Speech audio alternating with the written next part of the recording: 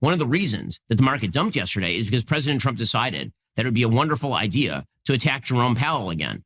He put out a series of truths in which he slammed Jerome Powell, the chair of the Federal Reserve, slammed him again. And then he went on a sort of truth spree, talking about how people don't understand tariffs. Quote, the businessmen who criticize tariffs are bad at business. Like, Jerome Powell is pretty much the only thing that's giving any trust to the U.S. economy whatsoever. He is an anti-Trumper, and that is his sole pull right now, that he does not, he said he's not going to capitulate to Donald Trump, and he also controls the interest rates. That alone, I guess, was enough to, like, instill some degree of confidence in the U.S. economy. That's just wild, dude. That is wild. Are really bad at politics. They don't understand or realize that I am the greatest friend that American capitalism has ever had. Well, listen, I think that he's a friend to American capitalism, but you know what the markets react to? The policy. They don't react to just the perception of who they believe the president is. They react to the policy. And right now, again, it is unclear whether President Trump is ratcheting up tariffs to ratchet them down, whether he's just attempting to protect the industries, or whether he thinks trade is bad, like his advisor, Peter Navarro. He doesn't think anything. He thinks he wants to gain power. That's the goal here. That's what he's trying to do. It's not more complicated than that. Who is, in fact, not good at this. Yet, if you want the markets to rise again, what you actually need to do, Mr. President, is fire Peter Navarro, who is quite bad at this, and let your that's interesting. Treasury Secretary, Scott Bessent, negotiate a bunch of great trade deals. That is the best way out of this situation. That's really interesting, actually. I didn't expect to hear that from Ben Shapiro. It's just like Ben Shapiro is breaking from the Trump administration in a lot of significant ways, but he joins and supports the administration, or regime, I should be saying, actually, when it's convenient for him. And it's completely selective. He's not doing any of this based on ideology or belief or whatever. It's completely hollow. My wife is a lawyer, and I've, talked to her at length about a lot of legal things. So I have a little bit of kind of legal understanding to some degree. She certainly has legal understanding, obviously. And she has determined, in her opinion, that Ben Shapiro is just a liar. He knows what he's doing. He knows what he's saying. He's saying it intentionally to try to influence a situation, not because he believes any of this, but because he wants to impose his will on people and, twist things around and lie and get his way. That's it. And she's come to that conclusion, and I have also come to that conclusion independently of her. He's just a liar. Simple as that. President Trump openly went after Jerome Powell again, suggesting that Jerome Powell needed to lower the interest rates. Jerome Powell is not going to preemptively lower the interest rates. Good. Donald Trump doesn't know what he's doing. He has no clue what he's doing. And he thinks somebody told him that lowering the interest rates would further your goals of getting what you want, to try to get people to buy U.S. Treasury bonds to prevent, the dollar from becoming, to prevent the dollar from falling off as the world reserve currency or whatever. Jerome Powell said, my goal is to prevent inflation and to protect the economy and to guide it into a recovery if it starts to falter. And that is what he is doing. Trump is basically trying to get Jerome Powell to cover up Donald Trump's fuck-ups.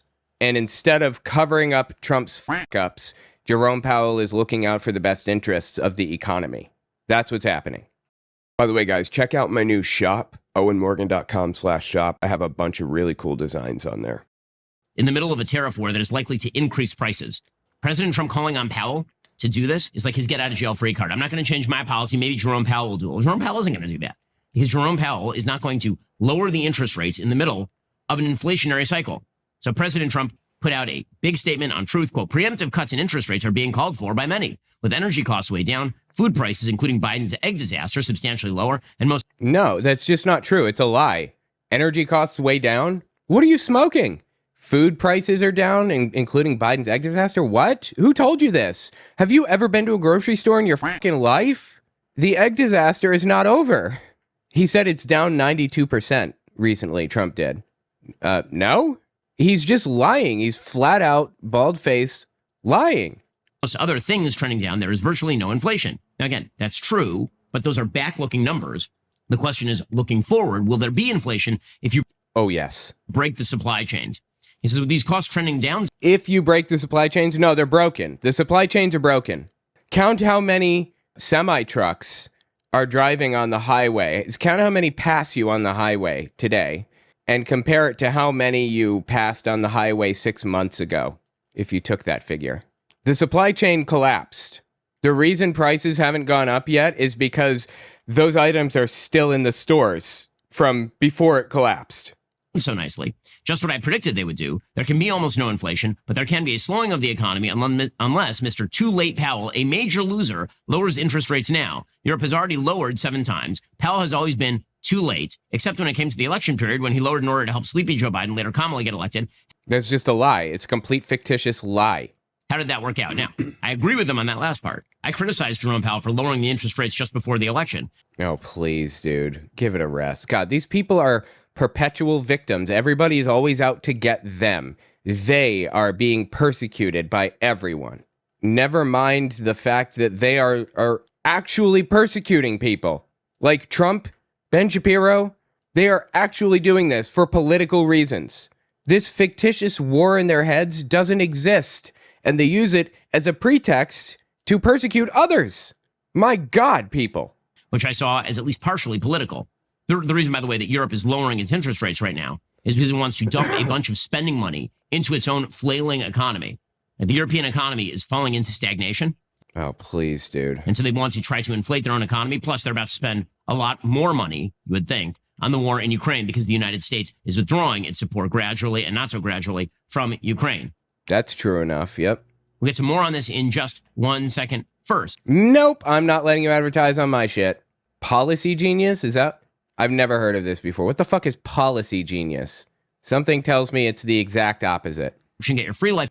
This only makes things worse. With over 5,000 new tax liens filed daily. And bro, is he still going? Covered. Tax Network USA still not threatening its run on the trade war. United/Shapiro. Okay, finally. My God. Well, in a sign that, again, the United States did not do the kind of necessary work before launching the trade war that it should have done, China is cutting trade deals with everybody.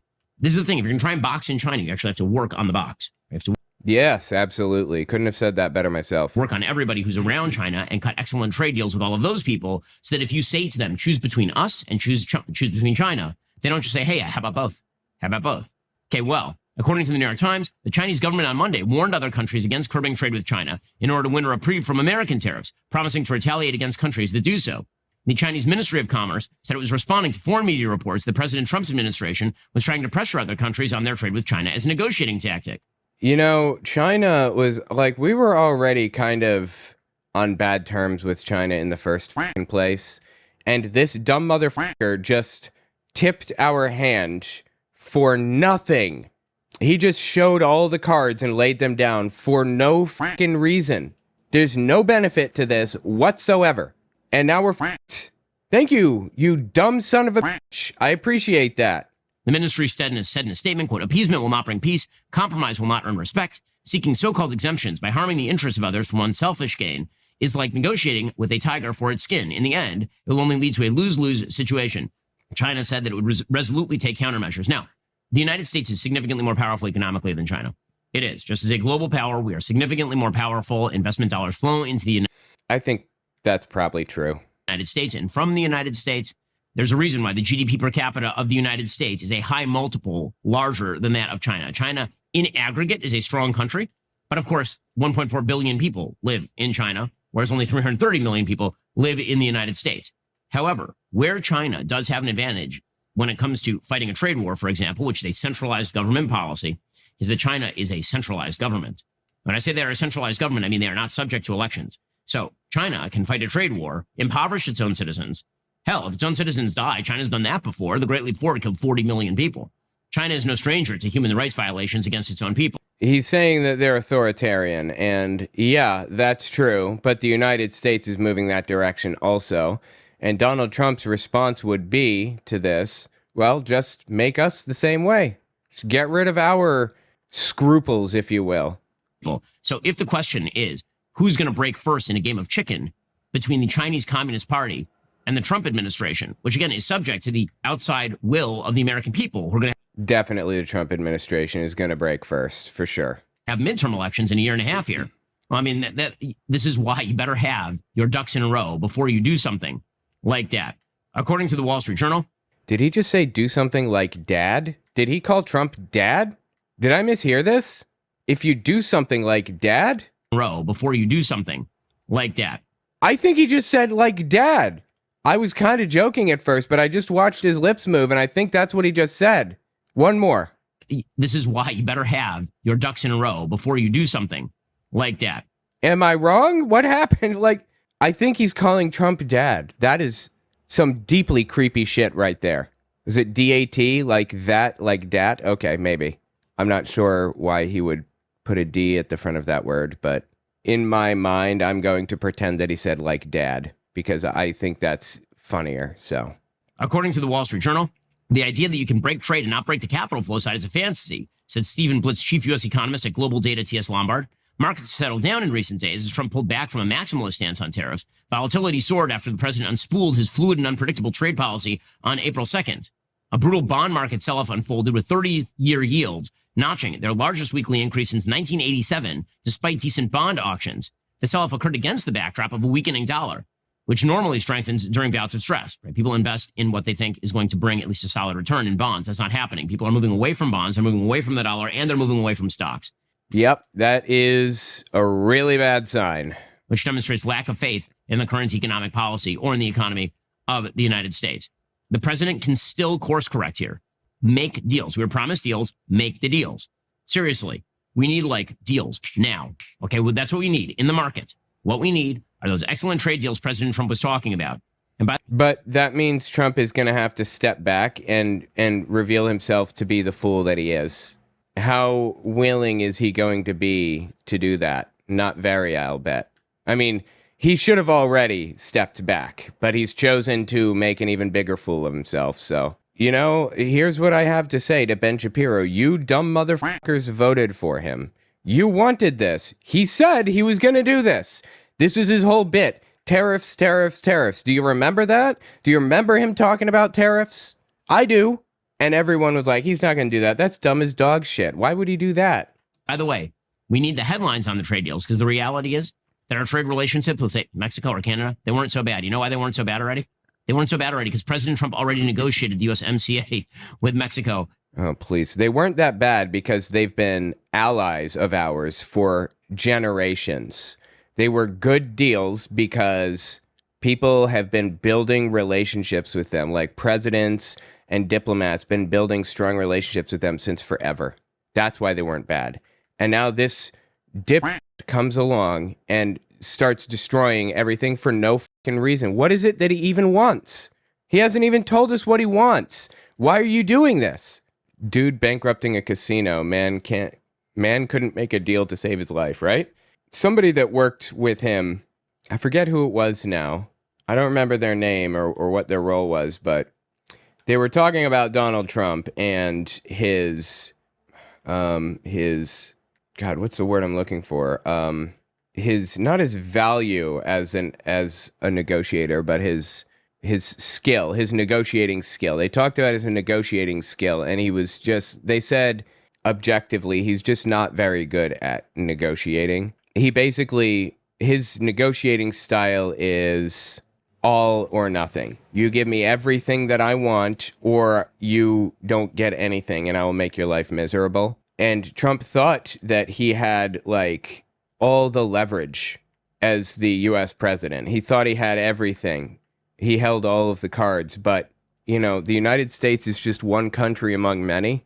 He does not hold all the cards. He never did. And even in his business, he never held the cards. Not all of them, certainly.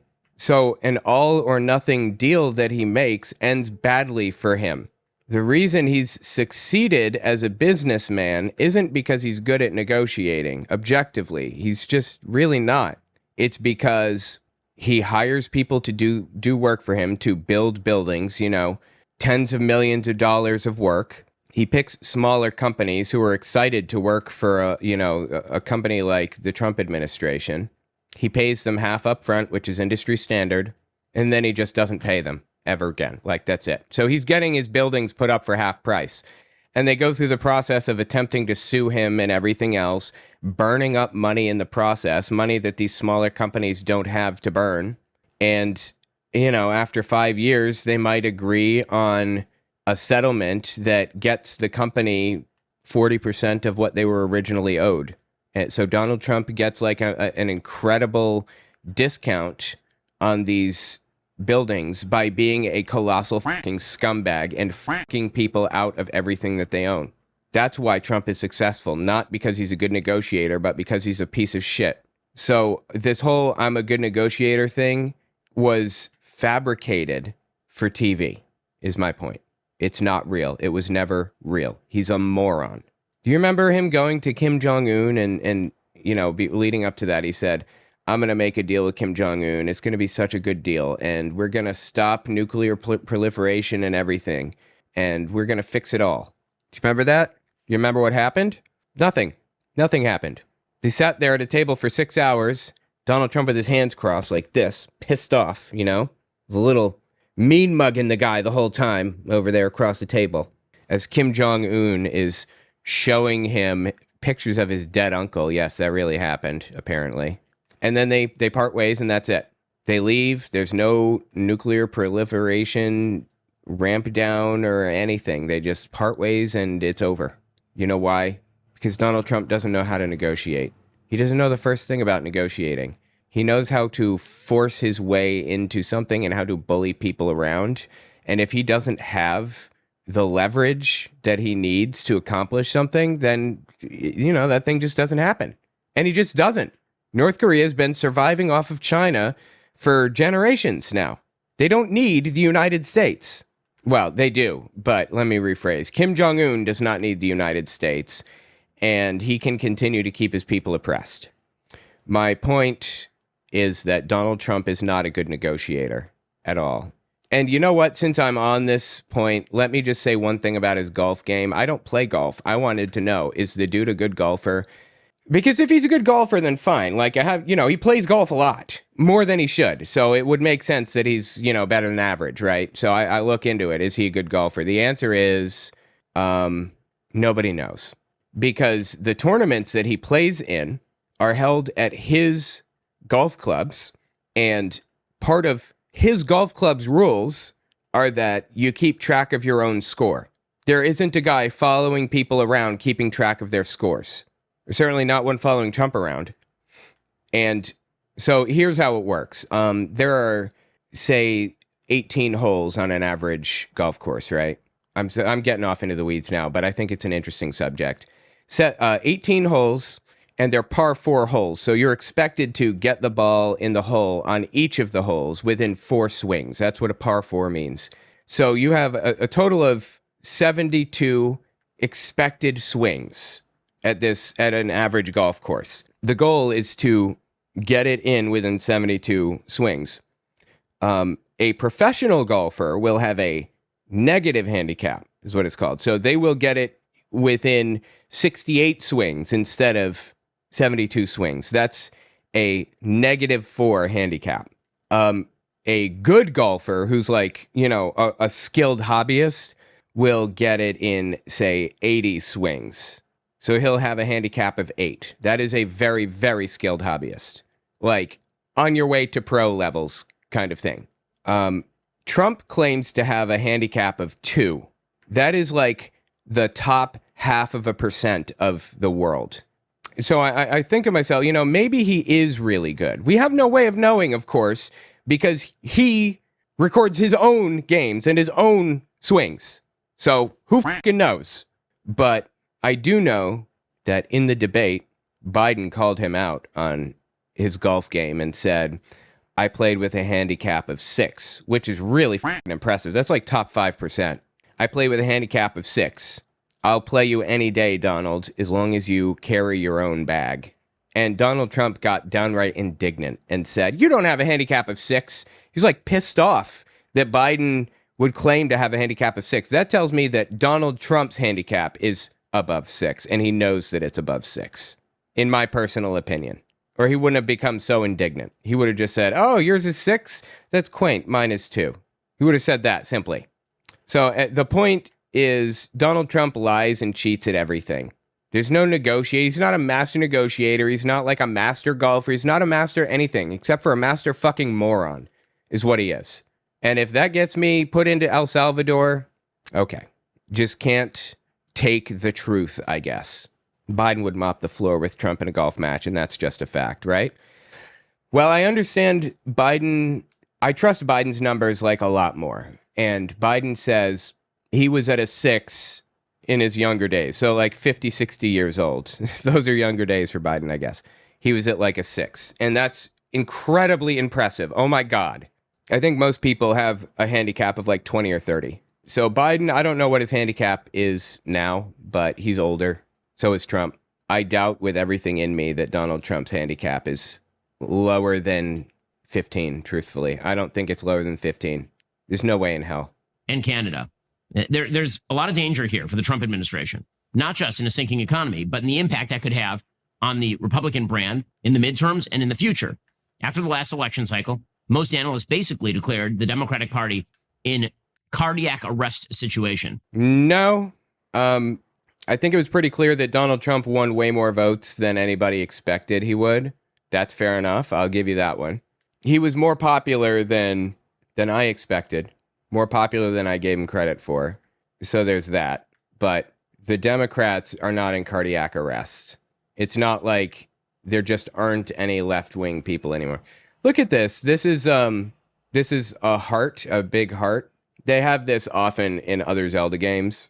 It's a big heart island. And they have it on the overworld too. It's called Lover's Lake or something. Lover's Peak. I don't remember. And in this, you've got 2 little Poes.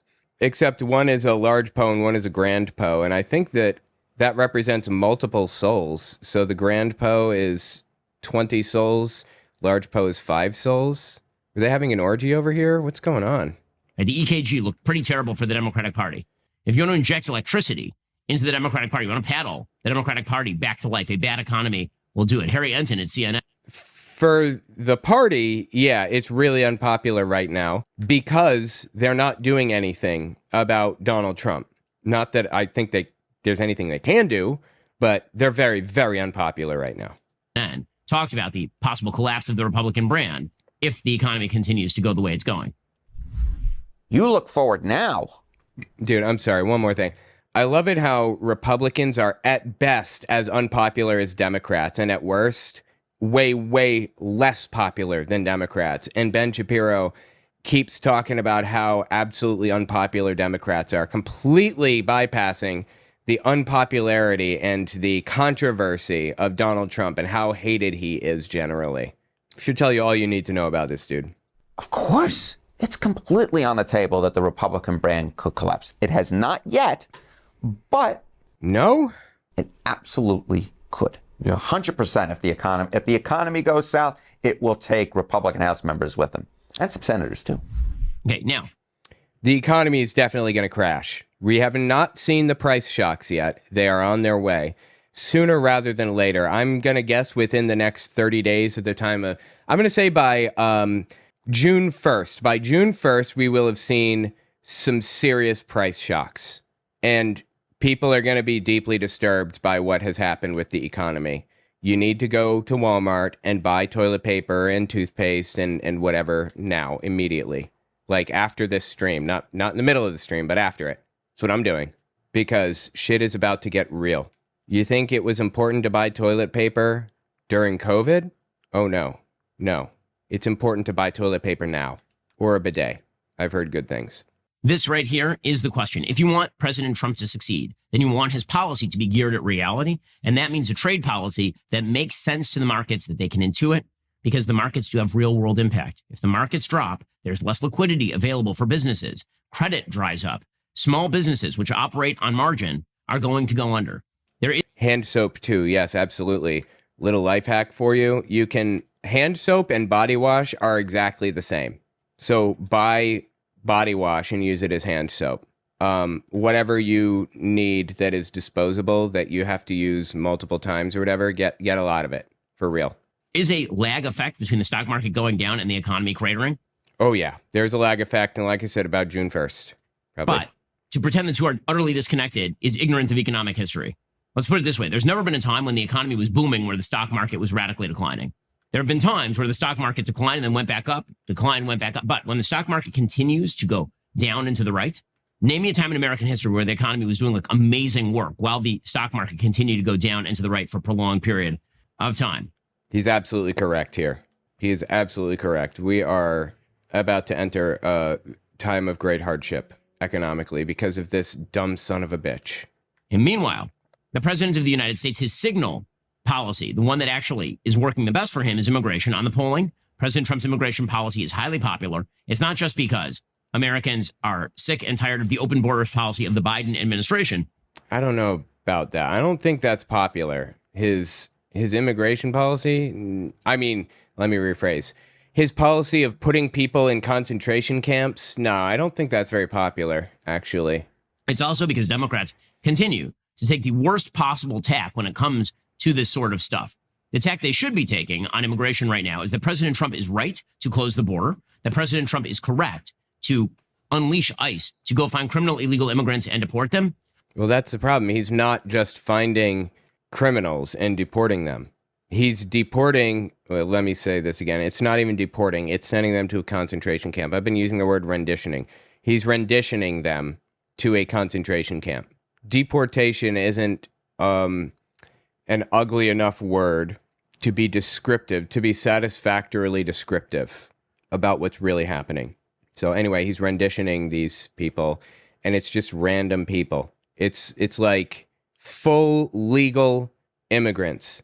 Not to mention that one kid that's a full U.S. citizen that was detained, that was arrested. Here, I got it right here. This kid right here is just released. He's a U.S. citizen, born here, born in America.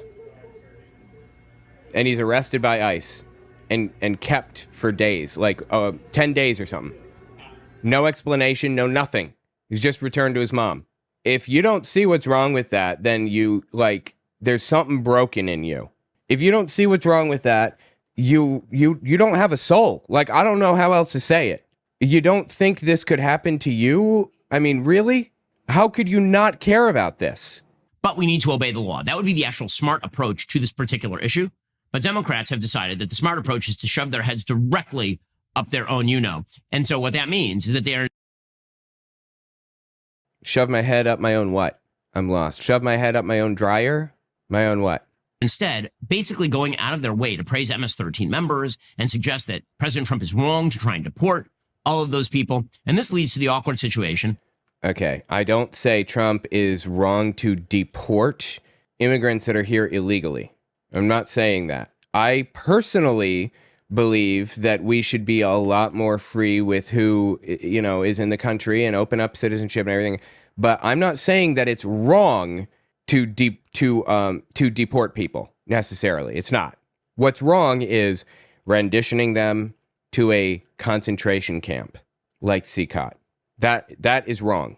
And what's more, renditioning them to a concentration camp when they haven't done anything. They're not even undocumented. They are documented immigrants.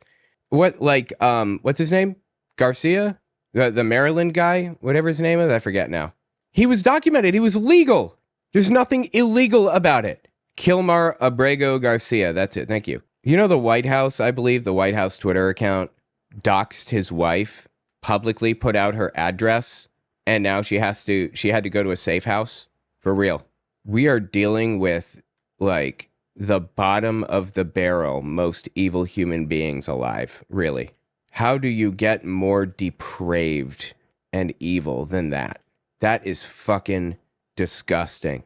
Even deport isn't really that okay. You're right, but it doesn't have as negative a connotation as some things. And rendition doesn't have, like, people, I had to look the word up. I didn't know what rendition meant. It basically means deport. So people come in with no preconceived notions when they hear the word rendition. And I found that to be really valuable. Oh, don't ask. This administration will find a way to get worse. Yeah. And another thing, I've stopped calling it an administration because it's very much not an administration. It is a regime. It kind of crossed a line from administration to regime, in my opinion. Of absolute dolt Senator Chris Van Hollen of Maryland, who has the IQ of a turnip, going down to Okay, I don't know what his IQ is, and I don't know what that has to do with anything. Why would I give a shit about his IQ? Does he do a job? Does he do the job well? The answer is yeah. El Salvador to meet with a man named Kilmer Abrego Garcia, who is a likely MS-13 member and an alleged... No, he's not. He's not an MS-13 member. Kilmer Abrego Garcia, who is a likely MS-13 member and an alleged wife beater by his wife. No, that's not true. She didn't say that. This is completely fictitious. Of course. Like, what a disgusting human being to say some shit like this, really. What's wrong with you? You know, you would think that Ben Shapiro would be careful about the facts that he lays down. This is fucking, like, vile. She did not say that he is a wife beater. There is no evidence that he is a wife beater. None. And what was the other thing he said? Oh, MS-13? No, he's not MS-13. But you know what? If he is, we would have no way to know because it hasn't been adjudicated, because he didn't get due process. Send him through the court system. If you believe he's MS-13, give him a court hearing to figure that out. Okay? Like, not a good guy. And he was deported to El Salvador. Again, that was done mistakenly according to the Trump DOJ. And that was a process issue. Okay, so the way that the Democrats should have protested that is they should have said, listen, everybody deserves due process. If you are here on a green card, you deserve... That is literally what people are fucking saying. Are you shitting me right now? Whatever the due process is for a green card holder. If you are here as an illegal immigrant, you deserve whatever due process is due to you under the law. And due process shouldn't be violated. It's sacrosanct in the United States. That's the argument they should have made. Instead, that's what they fucking said. Because they have it's an internal emotional necessity to valorize people who are quote unquote victims of the Trump administration. They've decided to treat people who are actually quite bad with... He is literally a fucking victim of the regime.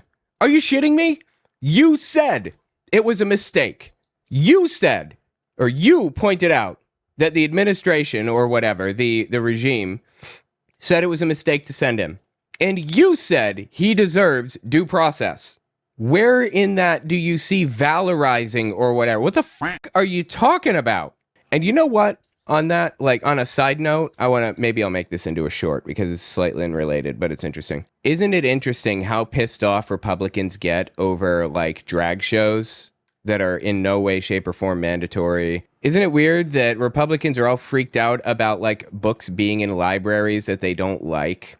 But they don't say a fucking word about the KKK literally passing out pamphlets at high schools and middle schools. I don't think I've heard a single word from any Republican, condemning the KKK for trying to drag children into their hateful ideology. I have only heard them talking about the trans community. Is that weird? I feel like that's a little weird. Yeah, and how many trans people are there going to schools, for that matter? The KKK openly says they go to schools to try to get children. It just seems to me that there should be a little moral consistency. These people just don't have a problem with the KKK. Anyway, sorry, that's a side note I wanted to hit. Sympathy, which leads to the awkward spectacle of Chris Van Hollen being asked if the person he visited down in El Salvador and had drinks with was MS-13. You know, they didn't have drinks together. I found this out. I fell for it. There's a famous picture, a now famous picture, of Garcia sitting with the senator, whatever his name is. I forget now. And they're sitting around sipping martinis or some shit. That's not real. They were sitting around a table. That's it. It wasn't like outside. It wasn't like this big, beautiful table. They didn't have drinks. They weren't sipping drinks together. Bukele put water glasses next to the two people, like Garcia and the senator, and after the fact, photoshopped salt onto the rims of the water to make it look like it was like a margarita or whatever. Seriously. I've learned just to not trust a single thing out of these people anymore. Not one. They were not sipping drinks together. Let me show you. I'll show you the picture. Can't make it out super well, but this is the picture right here. This is what it looked like. They were sitting at a normal table with normal chairs, normal water glasses, talking, and there's a bottled water here, versus the picture that, what's his name released, that Bukele released, which is right here.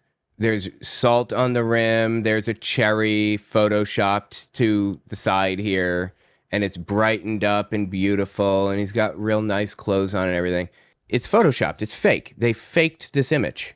They were in a dining room of a hotel with water, and the government reps brought out a second set of glasses with either sugar or salt on them.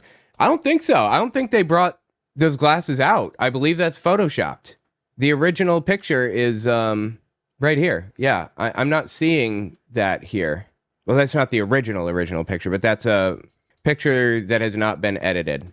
Anyway, the point is that they were not sipping drinks together. That's just completely made up, what Ben Shapiro just said, and he cannot possibly not know that.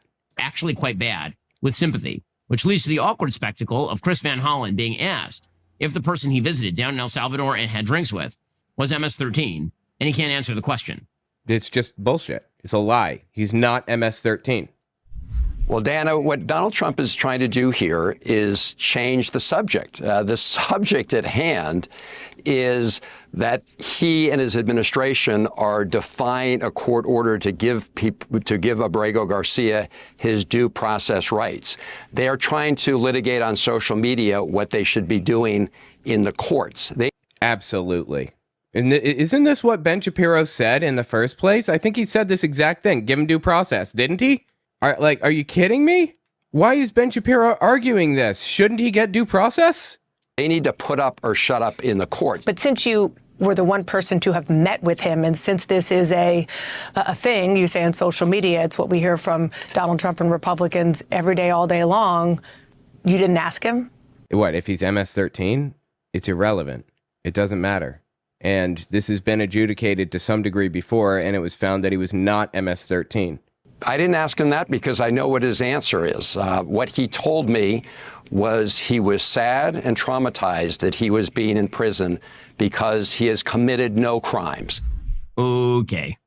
He's innocent. Like, there's no reason for anybody to think that he is guilty of absolutely anything whatsoever.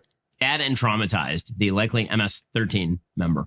What, you don't think it's traumatizing to go to a literal fucking concentration camp?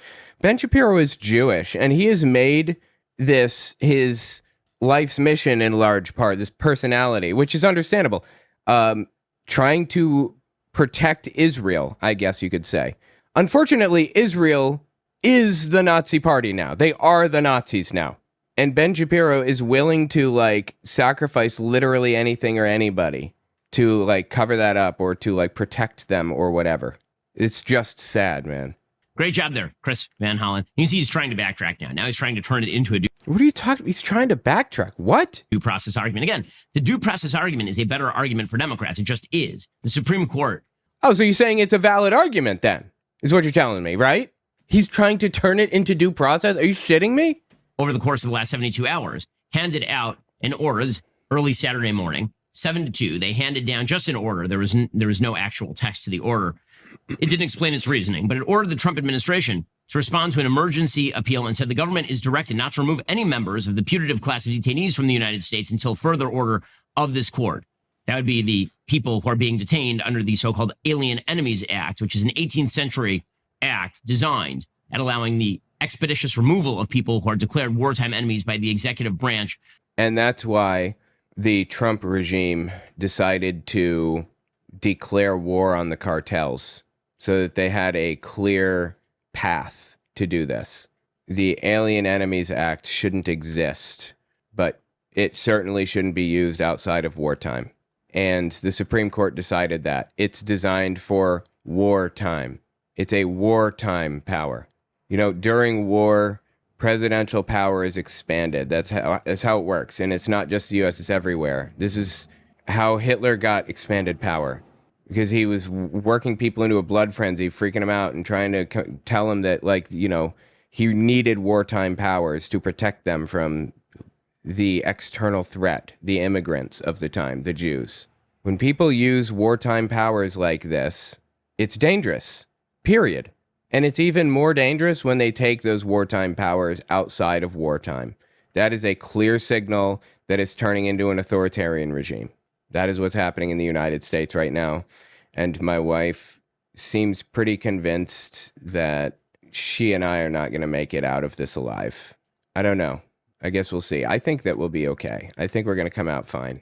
But, you know, I am a vocal opponent of the regime, and she is a lawyer that fights the regime. So, like, what comes of us, or what becomes of us? Like, how do we fight this? Like, should we expect to end up in CCOT? I get the impression that that might be the case eventually. I don't know. But, you know, we decided to stay. I mean, I don't know what else we could do. So we're staying. Hope for the best. The point is that, like, this is most definitely a fascist regime now. We are in full-blown fascism. And the fact that Ben Shapiro is pretending that's not the case, you can't convince me he doesn't know it. The fact he's pretending that's not the case is straight up fucking disgusting. As somebody who has a history with fascism, a horrific history with fascism, he turned on people pretty fucking fast. Of the government. There was a dissent by Justices Alito and Justice Thomas in this particular case. Saying, quote, shortly after midnight yesterday, the court hastily and prematurely granted unprecedented emergency relief. Although the order is not to find the putative class, it appears the court means all members of the class the habeas petitioner sought to have certified, namely all non-citizens in custody of the Northern District of Texas who were, are, or will be subject to the March 2025 presidential proclamation entitled Invocation of the Alien Enemies Act regarding the invasion of the United States by Tren de Aragua. And then, like, this is literally exactly what Hitler did. And Ben Shapiro must know that, having made Israel his entire personality as he has. He must know that. Nerical says, I can't afford to leave if I wanted to, and I don't have a passport. Same. I can't afford to leave, and my kid doesn't have a passport. And of course, I'm going to a concentration camp before I leave my kid behind. That's just not going to happen, period. So we're in the same boat, old buddy.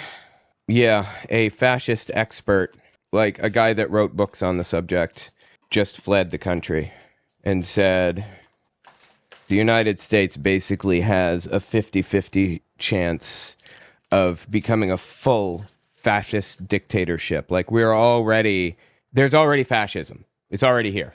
But there's a 50-50 shot of it becoming identical to Nazi Germany in some really disturbing ways. Death camps, full-blown censorship, or you go to a death camp, you know, that kind of thing. So we'll hope for the best. We're in it for the long run. Make it through either way. Do our best. In World War II, there was a lot of dissent. There were a lot of people that were deeply disturbed by what was happening, by what, you know, Hitler was doing, and they were very, very vocal about it. And that's what we need. We need people to be vocal about it, of course. But as time went on, it became more and more dangerous to be vocal about it, and activism had to change. The operation, the everyday operations of activism, the style and the methods of activism had to change. It's not beneficial for you to go to jail or to a death camp or whatever, or me. We need to not go to death camps or concentration camps or whatever. It is important that we, if you're listening to this, don't go to a camp.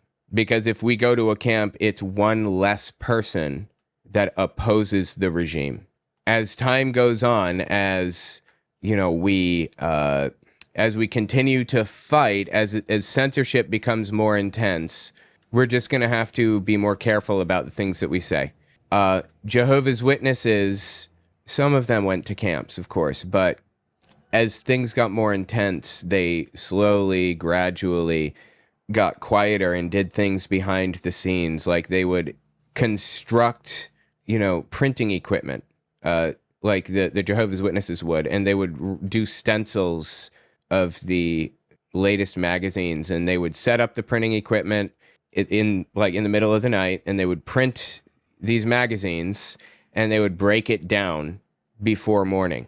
And they would print like thousands of copies over the course of time and shuttle them from place to place. You're useful as a loud voice, but you're more useful as a quiet one when all else fails. If you can't speak openly without the fear of retribution, speak quietly. Miracle, you have a responsibility to stay alive. And if that means staying silent, stay silent and find other ways to fight. That's the bottom line.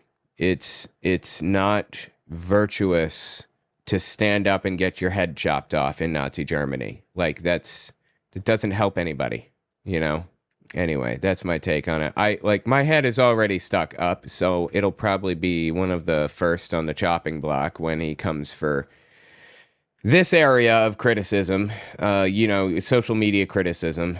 But, you guys can toe the line publicly and work covertly against what's happening quietly. A quiet voice is no voice at all. A quiet voice is better than no voice at all. Right. Jehovah's Witnesses organized behind the scenes and printed stuff and, worked together and had a whole underground railroad where they helped each other and gave each other messages and everything. That's what we are going to need. So I don't want anybody in this chat to fear full Nazi takeover, because I expect you to operate within the bounds required to stay alive so that you can fight it in other ways. That's my point. Meanwhile, here's me hoping to get a job when a nonprofit helps certain marginalized communities. I'd say that's way out. That's a way of being vocal. Oh, absolutely. Yes. 100%. It is. Unfortunately, there are going to be some people that suffer here. There are going to be people that whose heads are cut off, metaphorically, and nonprofits will probably be the ones first. But just do your best. Don't worry about the rest. Stay alive. That is the most important thing for you guys right now. Stay alive. How bad do you think it'll get? I don't think it's going to get to... I don't believe that Donald Trump is going to set up death camps, because I don't think he has any strong underlying ideological motive. Hitler set up death camps because he believed that Jews were genetically inferior and evil, and they were shifty and trying to Donald Trump, I don't think that he believes in genetic inferiority exactly. I think he cares about power, and if setting up death camps would get him more power, then he would do it. But I don't think it would, and I don't think that he sees a path to more power through a death camp. So I don't think we're going to go death camp, but I do believe very strongly that we will, that we'll have more concentration camps. We already have one or two even at Guantanamo Bay. Will we see censorship tantamount to Germany? Yes, I believe that we will.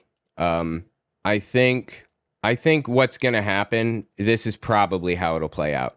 Trump is going to pass this line of sending U.S. citizens to the concentration camps. He's going to do that, I believe. And he's going to send thousands and thousands. But that's not millions. It's going to be a high enough number that it will scare people into being silent, which is what he wants. And if that happens, I expect you guys to be silent, for real. We need people working behind the scenes to fight against it and not go to a concentration camp if it gets to that point. But I think that he's probably going to try to get people to be silent through fear and intimidation. And there isn't going to be a mass roundup on the scale that Hitler was rounding people up of political opponents. Hitler was rounding up communists to the same degree as he was rounding up Jews practically. But it's hard to hide your genetics. It's a lot easier to hide your political views. So fewer communists were targeted because, how can you even tell? So anyway, I think that's what's going to happen. I don't think most U.S. citizens aren't going to have to worry about it. But I do believe that Donald Trump is going to try to create fear and intimidation to prevent people from speaking negatively about him. That's the bottom line. And I think I'm a little bit too small to be on his radar. Before he arrests me and sends me to a concentration camp, I think he's likely to just threaten to arrest the YouTube CEO for not banning my account, for example, or accounts like mine. And with nonprofits, I think my wife is a little bit too small a fry to be a direct target of the administration.